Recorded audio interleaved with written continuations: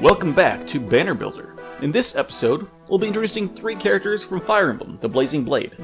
Loyal knights each one of them, these paladins of Fire will fight to the death to aid their lord Eliwood. Before discussing the units themselves, I want to discuss their weapons. With this banner, I'm introducing the 3 Reaver weapons. For those unaware, Reavers are weapons that reverse the weapon triangle. A sword that is strong against lances, a lance that is strong against axes, and an axe that has power over swords. They're also, in turn, weak against the color they're usually strong against. In order to signify this, every unit wielding one would have a little status symbol next to them, like they would with buffs or trilemma effects.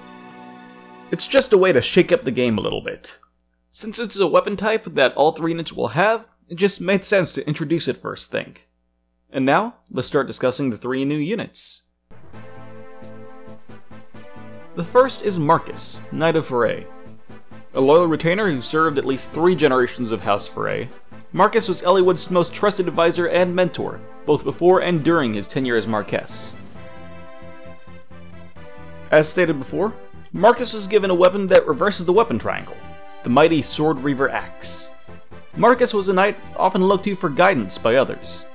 However, he was a strict teacher. Because of that, he was given harsh command as an assist skill. His A-slot skill was chosen to be Triangle Adept, in order to better accentuate his weapon's abilities. His C-slot skill, Fortify Cavalry, is because a lot of the soldiers he takes under his wing are cavalry units. In the Blazing Blade, his current trainee is Lowen, and 4 out of 5 support lines are with cavalry units.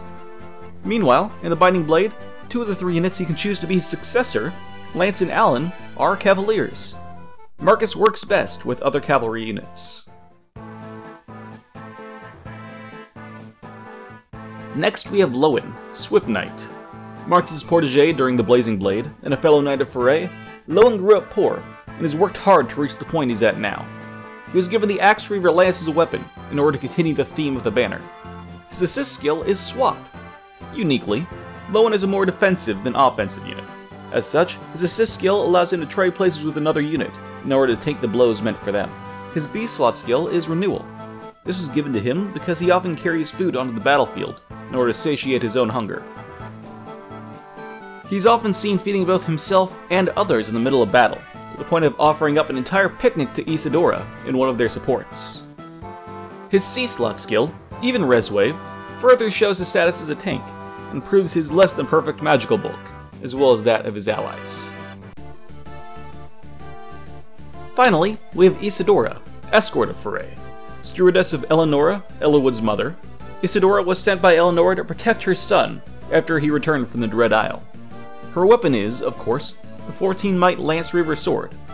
Her assist skill, Pivot, goes to show her maneuverability as a cavalry unit, as well as the extra mobility from her exceptional speed. Fury was chosen as an A-slot skill because, after Harkin disappeared, she stopped caring about herself and almost became suicidal. This is compounded by her Renault supports, where it's shown that she's haunted by all the lives she's taken. Finally, her C-slot skill is Threaten Speed 3. Since speed is her highest attribute, this gives her even more doubling capabilities. That's it for this banner. Usually, I try to add in something extra, a grand hero battle, a Tempest trial, something else, but I think what I have in mind to go alongside these guys requires a separate video in itself. If you have any ideas as to what it might be, feel free to leave comments below. Also, leave comments as to characters or banners you'd like to see.